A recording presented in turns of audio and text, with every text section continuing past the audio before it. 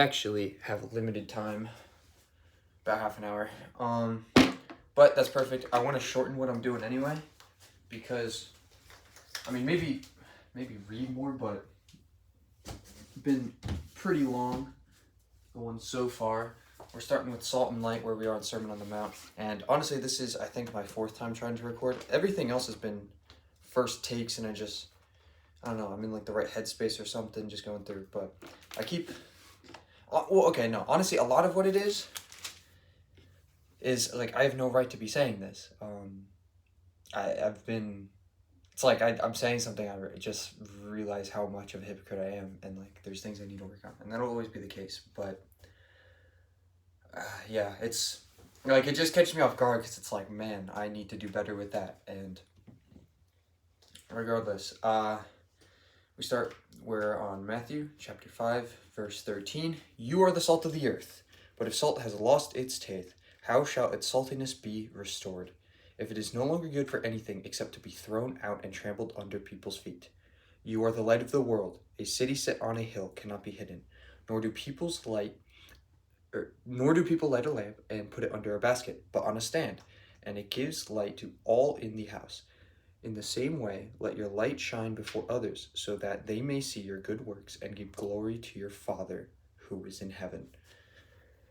All right, I'm just gonna not try and go too fast, but just kind of go through. I might not read anymore because there's a lot there. I'm just gonna spew out what I've seen people say about these certain passages, because the Sermon on the Mount is like probably the most famous scripture. But salt of the earth, salt in that time as a preservative, you pack things into salt and it lasts longer. But as well as, he's using it in the seasoning sense as well, of it being salty and losing its saltiness. And what that makes the most sense to me, my personal experience. Again, like, I've heard other views of that, where it's like you're meant to be a little more just pungent of a person, like, kind of like fun. Like, you're not supposed to just be like some dull, nothing person, religiosity, a rule abiding, just empty, boring human being.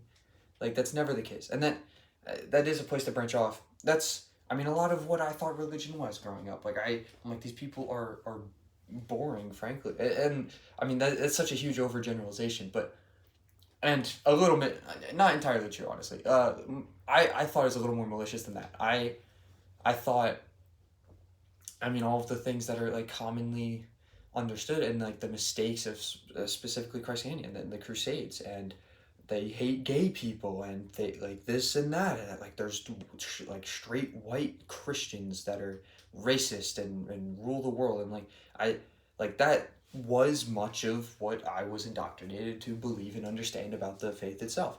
And not only that's completely not true, but my own personal experience of my mom having taken me to Methodist church when I was younger, and like was things were not perfect at home, very much so not the case. And my parents were divorced before I was 2 years old. A whole other conversation, but it would very often be the case where we would be screaming and arguing, and just things not at peace in the household, and then we get dragged to church, and now what I thought was fake, what I thought was putting on a show, what I thought was just lying to yourselves, was like just, at the beginning, you stand up and told to greet the people around you, and I see my mom smiling and hugging, and everyone else doing the same. And again, not again, I haven't said it yet. The next part of this, beyond the saltiness, you are the light of the world. This is something that I came to understand long before my deliberate and specific faith in Christ. Sigmund Freud is the giant school of thought regarding psychology, but I think one thing he got more right than a lot of other things. There's a lot of things very controversial that are in his works, but defense mechanisms generally, but I think projection is a little more overarching, and for me, I can't see how it's not the case. Obviously there's a spectrum to each defense mechanism, and anything. Like, you could argue a little bit of something existing, very much so or very not, in just about anything. And like that, I mean, that's something that's you can't avoid. I was actually just watching this lecture, James Orr, I think it was Ancient Philosophy, is just going through axial age thinkers, and it's basically like, so like like most of what is considered just classical philosophy, like what philosophy is, not classical in the time period, but like classic, something just great, like the ones that have lasted, that we still have preserved through history and can look into today, are just people, like they never stop asking the simple questions. And it's little kids that, it's like, do this, why? It's like, because why? Because why? Like, if you go all the way, you're a philosopher, congratulations. But again, it's in that kind of just frame of like logic of thought that I think anything you're saying, anything you're putting out is projection. Like, in this way, you are the light of the world. Everything, your actions and what you're doing, like, you're literally just putting yourself out there. And again, to go back to the Beatitudes to some extent, at least, just mercy, for they shall receive mercy, is like a direct reciprocity. I think much of what Jesus teaches is kind of just that equation, and not, like, again, you shouldn't do things for the wrong reason. That's why it's been hard to record so far, but I think I'm starting to, Lord help me, to flow it out of myself a little bit better this time around. But in short, you pour yourself out, you get more of yourself back. It's not about following these rules and not doing, thou shalt not this, thou shalt not that.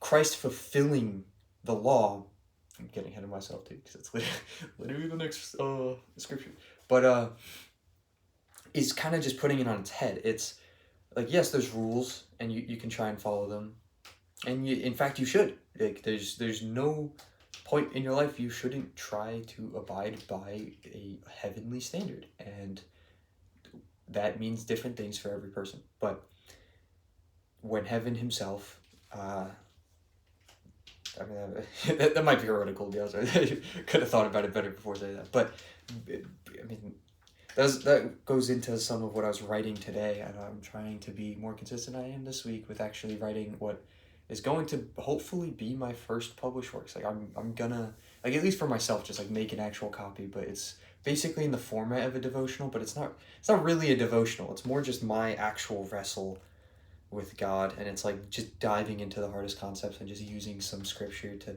like, honestly, they're not even, like, I could probably like research or like spend some time really considering what would be the best ones, but it's more literally just in time, like this thing really threw me off my faith for a little bit. This thing really, like, is difficult to, like, these were false preconceptions I had that, like, took so much time to understand, or like I'm trying to understand it better now, so I'm just trying to get it out, write it, and really refine it into some, and like it is rather dense. Like, I'm keeping it to like one page per section, but like some of those pages I like probably could write an entire book on. Like, it's basically just aphorisms of like sentences, but regardless, that was a lot of what I was talking about today.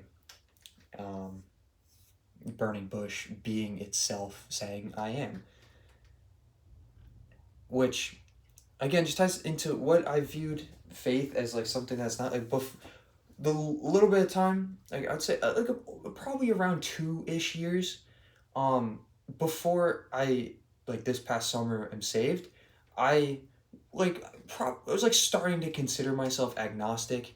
I believed something. I'm like the universe itself. I believed in karma, first of all, and again, to do with this property of reciprocity. Like, what you put out is what you get what you give.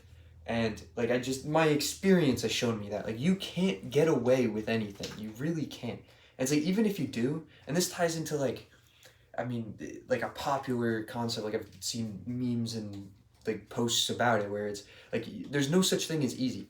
Like, it's either, and again, that's something I can understand at a personal experiential level, is it's either like you actually just go do the thing that you're procrastinating, like go do the hard work, and then it's usually not that hard. Like, maybe it is, maybe it really is. Like, some jobs are extraordinarily difficult, some things that, like, some standards you set for yourself, some, if you're in a sport, some coaches push you, like, there's things that are hard. I'm not denying that.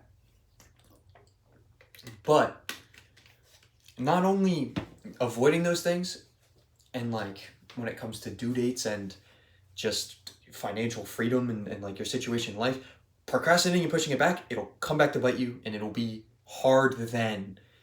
Or even, say you still get by, but you're very much so falling short of what you imagine yourself to, like, definitely be possible doing. Like, obviously you can think pretty high, and that's another interesting thing. Why would that be the case if there wasn't something above you? Like, if, I mean, that's a whole other angle to approach it, but, like, what even, like evolutionarily, how do we have an imagination that pulls us into something greater than we could at first imagine? Like, even just when you ask yourself something, like when you take the time to think about something, what is it that allows you to understand what you didn't immediately have? Like, you literally, you have, like this is you.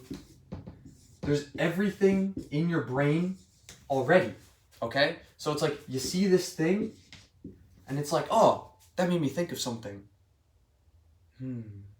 What is it? Or you see a movie, okay? It's on TV, and there's that specific actor. I'm going to turn that into a person, and you're like, what did I see him in before?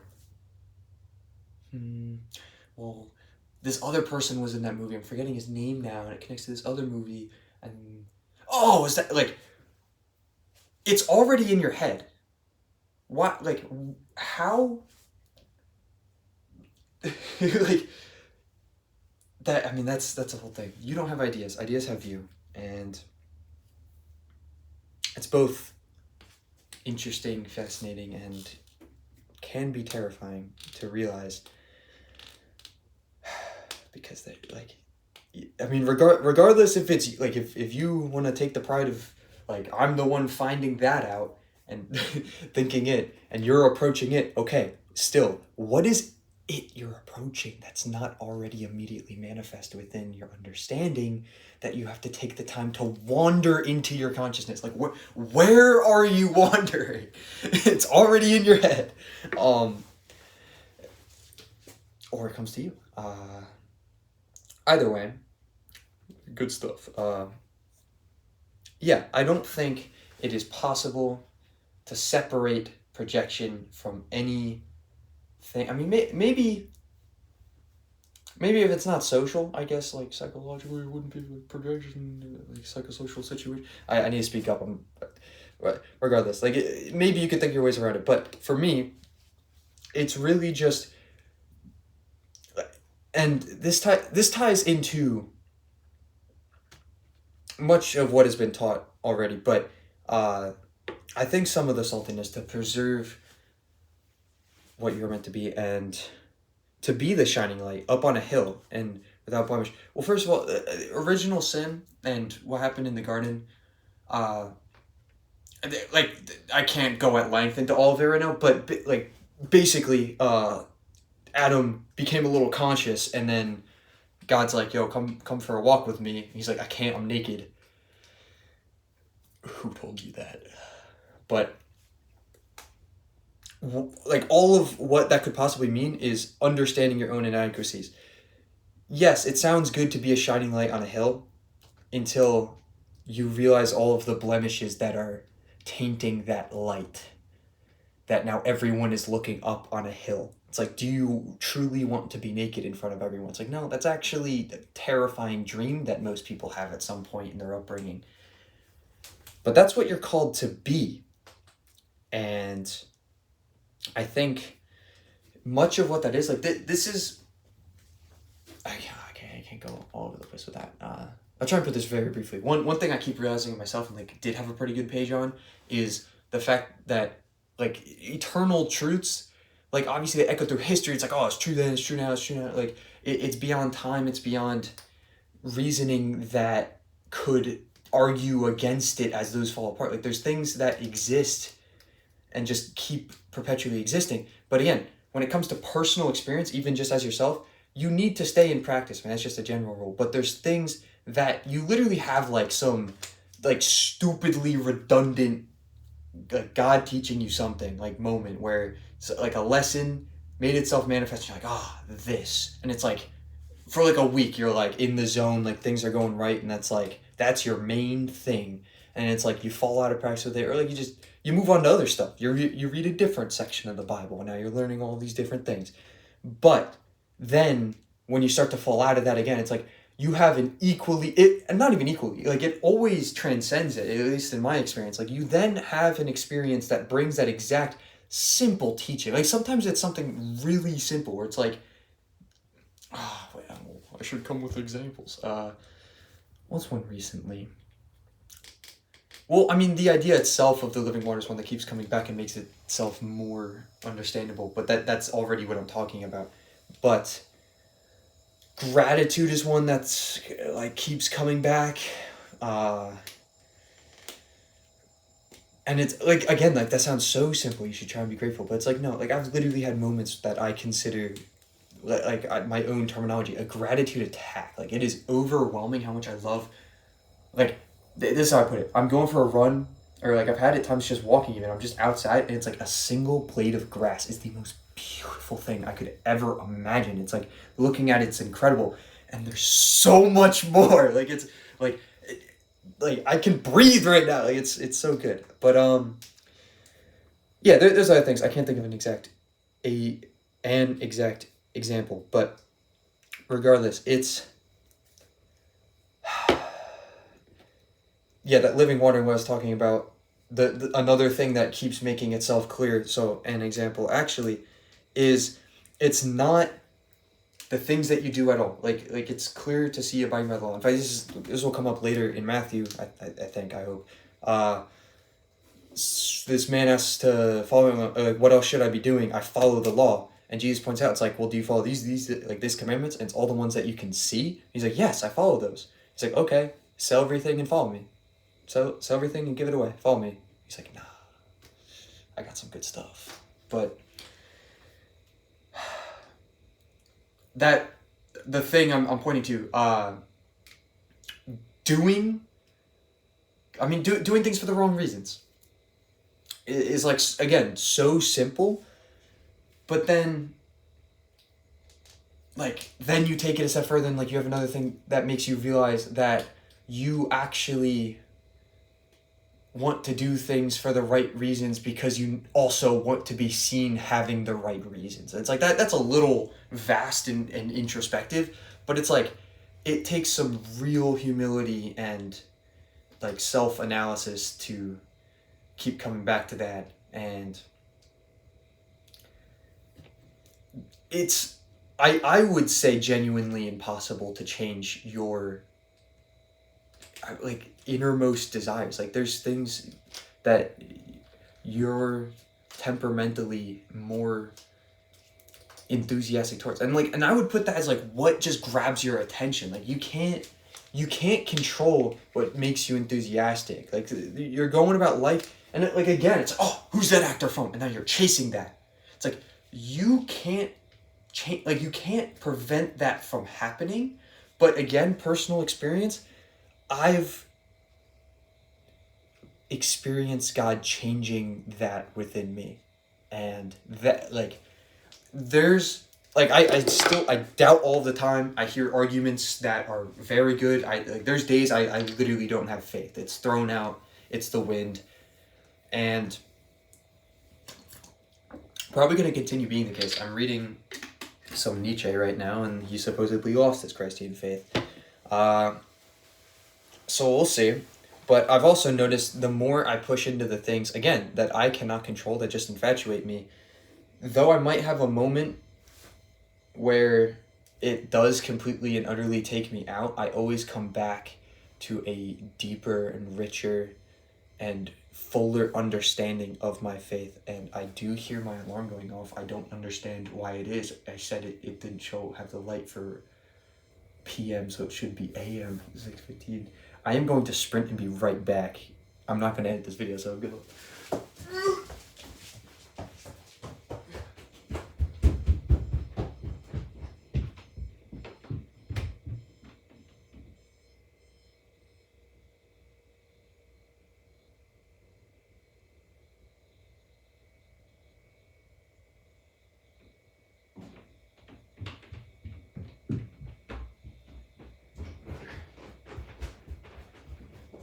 Alright, I will have to figure that out to make sure it is AM for tomorrow, because I want to use my phone less. But,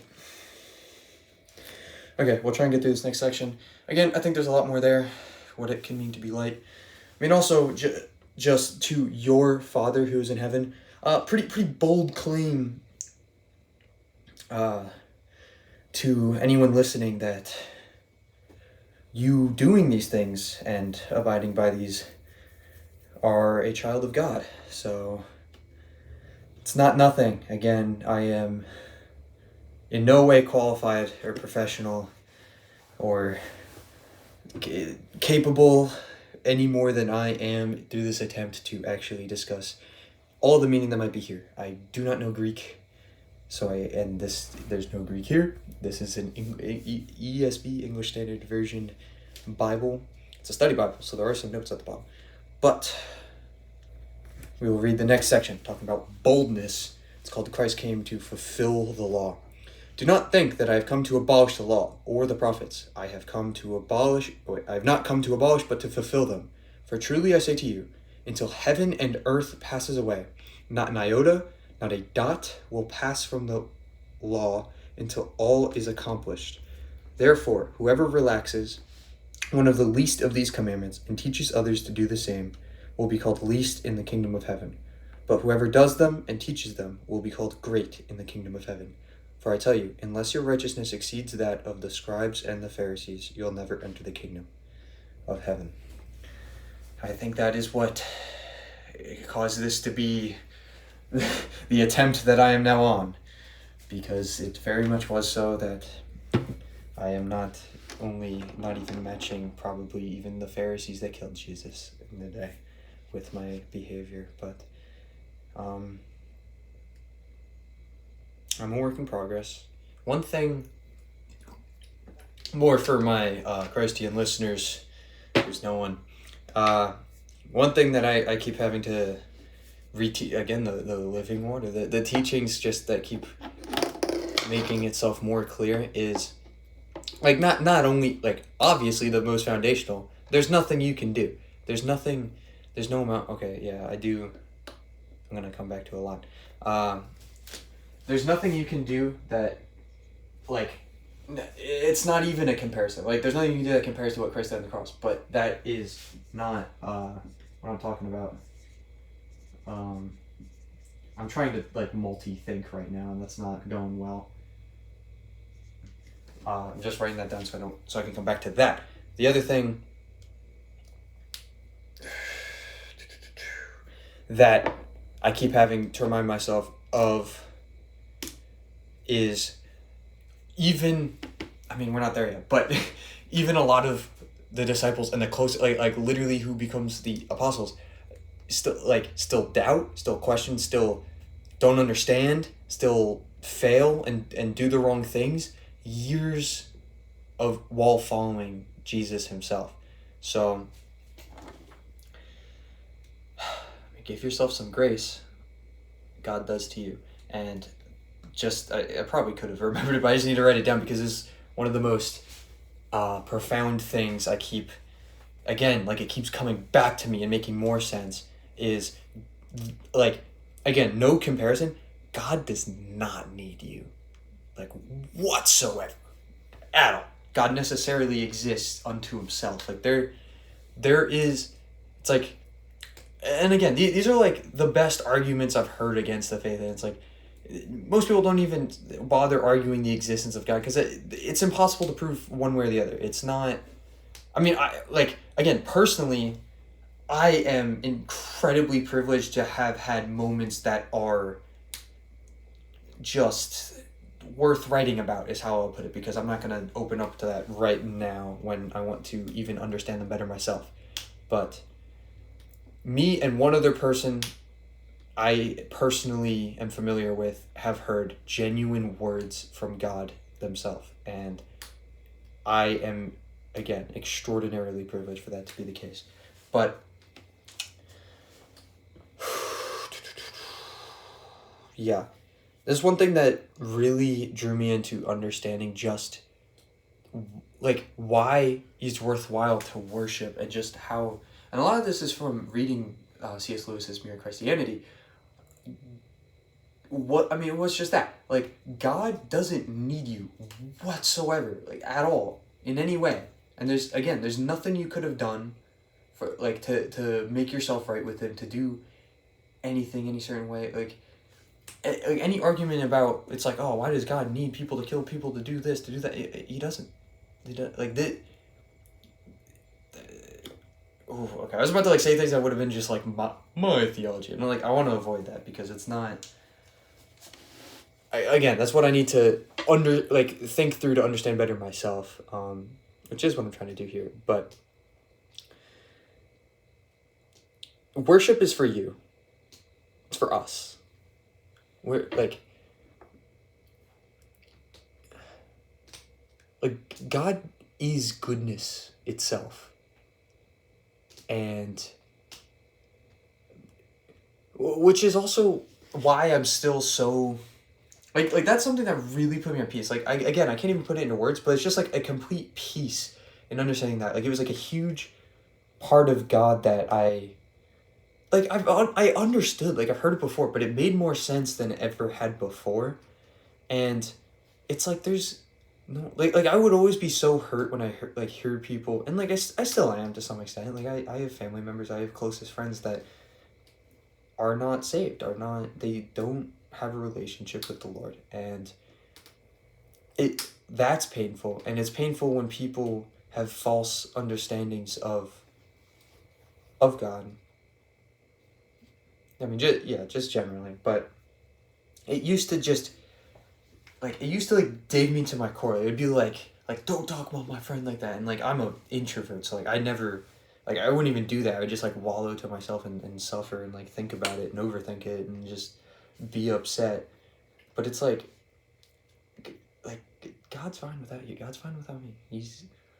He's so good. He actually just lets us be fine with him if we choose to do so. And an illustration that I started to this is where it like really started to make sense, was obviously God is another type of existence than we are, like clearly. I mean, a spiritual being, a personal spiritual being, transcends time, space, and matter. And it's a little, I mean, how C.S. Lewis put it, it's like a square. Like, I mean, it just like went through dimensions, like obviously like the different levels of complexity. So like 4 lines make a square, that's 2D, and then 6 squares make a cube. So it's like the wholeness of a cube is a lot more in like a square. Like, you can only understand a square in like things 2D. And like I've given that illustration with the Trinity to some extent. But one thing that I kind of just thought through is as if, and again, this is not a perfect analogy, but like being a plant owner is in a way similar to God's relationship with us, as in he, like, I have a plant, I give it a nice pot, I water it, I put it in the sun, and I'm taking care of it. Now, I want this plant to grow and produce fruit. And like grow a certain way. But no matter how much, like, obviously I could just completely get rid of the plant. I could even like, and I mean, this is where it gets complicated because a tree is not conscious. But again, it's the same, like, God is not conscious in the way that we are. I think it's another, like, it is a greater, more higher form of consciousness. But in the same way, I could love this plant and take care of it and do everything for it, even though it doesn't understand that I'm doing any of that for it. It might just not grow how I want it to. It's like I put it in this spot because I want it to fill out over here, and like I already have like some plants over here and like one over here, but I want it to fill up this whole area. But it grows and it just goes that way, and like but I chose to listen to it, and as long as it wanted me to, I can actually put those things that hold up trees so that it grows how I want it to. But I let that plant decide. And that, like, again, that's something that where the analogy loses itself a little bit because I don't have any memory besides the Wizard of Oz of trees talking to you. But, maybe they do. But yeah, again, that's one I should have like really wrote down because like I was like in it with myself thinking into that. It started to make like perfect sense. I mean, not really. And that's why I need to write and do more of these because there's things that's like I think and like it's as if the thought had an entire book already. It's like what I imagine is already like all of this. But then it's like I try to write it, I try and say it, it's not like it is not what was in my head. Like not even close. I mean, a perfect example of that is drawing. You can imagine what you want to draw, and you cannot draw that good. The thing is, I am getting better, becoming more articulate. I'm becoming more well written. I am hopefully becoming a little more social, and I pray I am more salty and giving light and abiding by the least of the law as much as the greatest commandments of the law. And I think that's a great place to stop. Nice and short. Have a good day.